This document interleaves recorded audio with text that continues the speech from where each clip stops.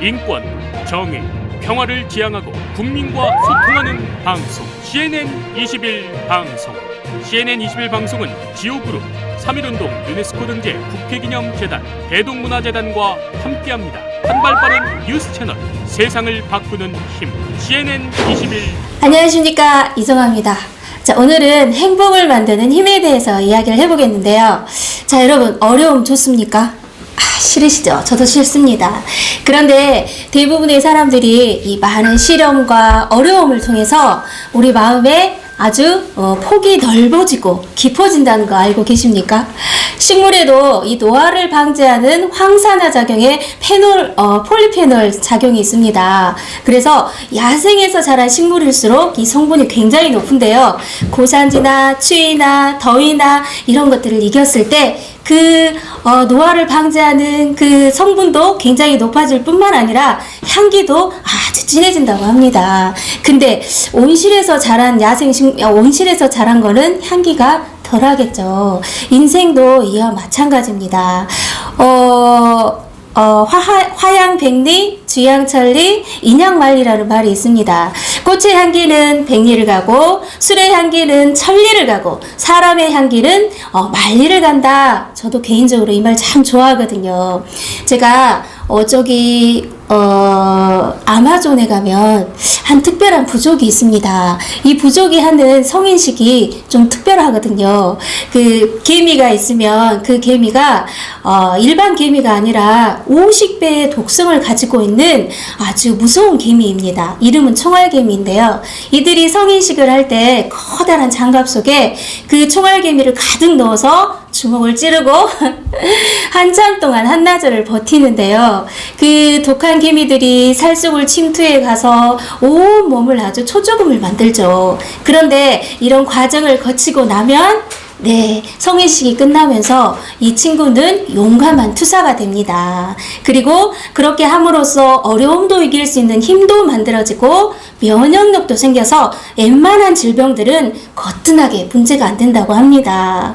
자, 이처럼 우리가 어려움을 이길 수 있는 마음은 어떻게 형성이 될까? 두 가지로 볼 수 있는데요. 바로 첫 번째가 제가 말씀드린 많은 시련과 어려움을 극복하면서 그런 마음의 강한 힘을 만들어지기도 합니다. 예화를 하나 더 들어볼까요? 얼라이브라는 영화를 보셨는지 모르겠어요. 안데스의 기적을 다룬 영화인데 우루과이에서 칠레까지 젊은 럭비 선수들을 태우고 비행기가 출발을 하죠. 그런데 기상 악화로 그만 추락을 하고 맙니다. 그곳은 영하 40도, 해발 3,500m의 아주 극한 자연환경인데요. 그곳에서 45명 중에 29명이 사망을 했고요. 16명이 생존을 했습니다. 그들은 비상식량이 떨어지자 이제 죽은 사람의 인육까지 먹으면서 72일간을 버텼다고 합니다. 그래서 3,500m의 그 해발에서 이렇게 내려와서 구조를 받았습니다.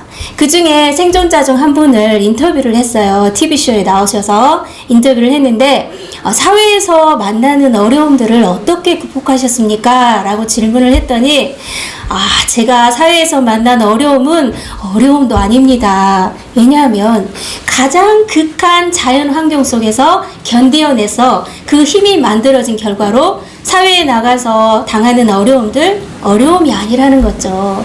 그래서 그 16분은 전부 전문직, 요직으로 이렇게 활동을 하고 계십니다.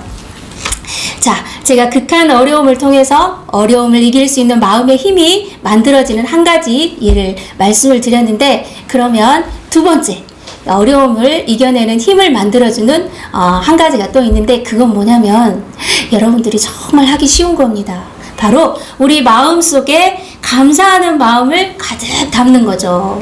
이렇게 하면요, 마음이 굉장히 힘이 강해집니다. 그래서 웬만한 문제나 어려움들 전혀 문제가 되지 않아요. 그래서 여러분들 마음속에 감사하는 마음을 차곡차곡 채우다 보면 어두운 마음이나 악한 마음이나 이런 마음들이 틈을 내고 들어올 수가 없습니다. 죄로 이끌리는 것은 그 마음에 어떤 그런 욕심과 그런 악한 마음들이 마음에 가득 채워져 있기 때문입니다. 그래서 제가 또 예를 하나 들어드릴게요. 로버트 에몬스 교수가 감사일기를 가지고 과학적인 실험을 했어요. 8세에서 80세까지의 사람들을 1000명을 대상으로 감사일기를 쓰는 결과 읽기 시험을 한번 해보았는데, 감사일기를 쓰는 그룹과 또 쓰지 않는 그룹을 비교를 해봤어요. 한 달 동안. 그랬더니 감사일기를 쓴 그룹이 25%가 행복지수가 높아졌고요. 그리고 잠을 잘 때나 일을 할 때나 운동을 할 때나 모두 향상이 됐다고 합니다. 그리고 이 감사함을 느낄 때 이 속에 공감이나 유대감과 같은 긍정적인 감정을 느끼는 좌측의 피질이 발달을 하면서 이렇게 스트레스를 많이 받았을 때 어때요? 충동, 분노, 좌절, 화 이런 감정들이 올라오잖아요. 그런데 이런 감정들을 훨씬 더 덜 느끼게 해주는 작용을 했다고 합니다. 그래서 이 감사함을 지속하게 되면 더 나은 성취감과 회복 탄력성도 아주 높아진다고 합니다. 좋죠? 네. 또 감사일기를 써서 인생이 바뀐 분 하면은 이분을 빼놓을 수가 없습니다. 바로 오프라 윈프리인데요. 그녀가 어렸을 때 무지 가난했대요.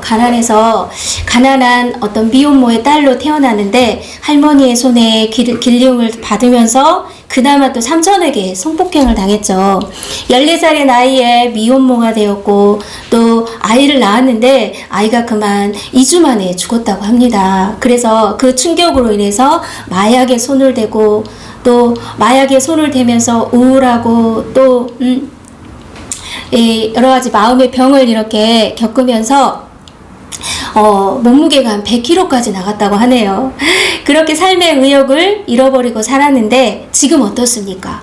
미국에 1억 4천 명이나 되는 미국 시민들을 울고 웃기는 아주 유명한 앵커가 됐습니다. 그녀는 세상에 우리가 부러워하는 부와 명예를 다 가졌죠. 그리고 굉장히 바쁜 삶을 살고 있는데요. 그녀가 몇십 년째 빠지지 않고 하는 일이 바로 감사일기를 적는 일입니다. 감사일기는 아주 간단해요. 부드러운 바람을 쐬면서 따뜻한 햇살을 받으며 멜론을 먹을 수 있어서 감사합니다. 또 책을 읽었는데 그 너무 좋은 책이어서 작가에게 감사합니다. 그리고 오늘 아침에 내가 거뜬하게 일어날 수 있게 해주셔서 감사합니다. 이렇게 감사일기를 적었다고 하는데요. 여러분 소확행이라는 말씀 들어보셨죠? 소소하고 확실한 행복. 감사는 무지 크고 거대한 곳에서 감사를 찾아야 되는 게 아니고 아주 작고 소소한 것에서 감사를 느끼게 되면 우리 마음의 힘이 굉장히 강해진다는 것입니다. 그런데 감사하면서 사는 분들이 의외로 많지 않습니다.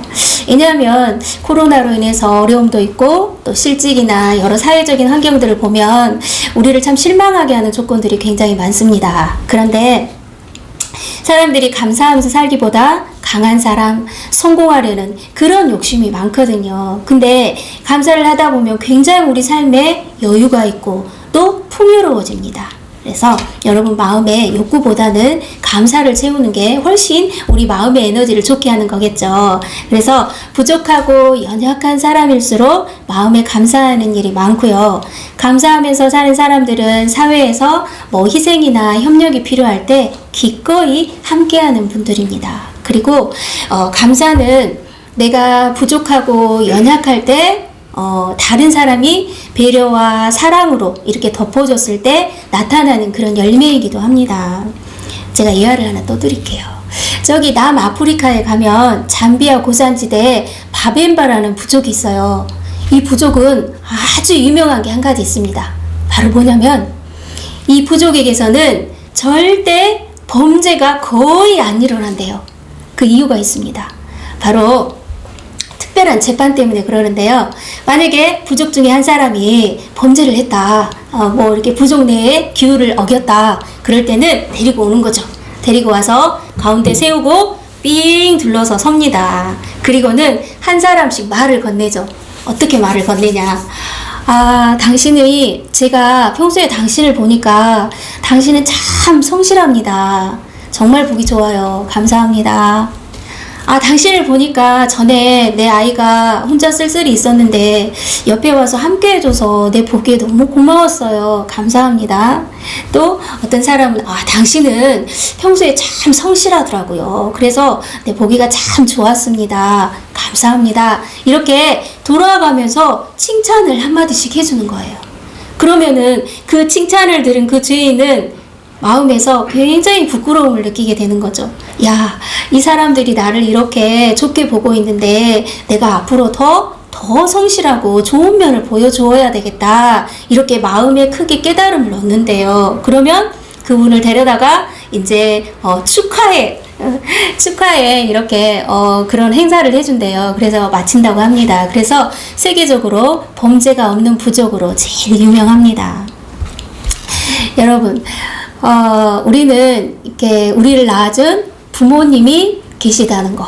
그리고 설사 부모님이 또 연세가 많으셔서 돌아가실 수도 있는데 그런 부모님이 내게 계셨다는 것만으로도 우리는 충분히 감사할 수 있습니다. 왜냐하면 우리가 이 세상에 태어나서 그분들의 사랑과 따뜻한 배려로 이렇게 성장할 수 있었기 때문입니다.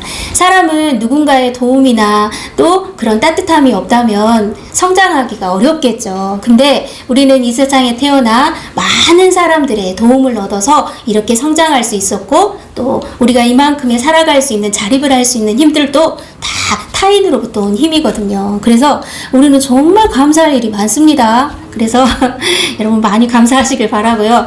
이 부모님의 사랑이 우리의 약함과 잘못을 덮어주었기 때문에 우리는 어릴 때부터 성장할 수 있었고 또 우리는 감사할 마음을 충분히 많이 갖춘 사람들이에요. 그거 잊지 마세요.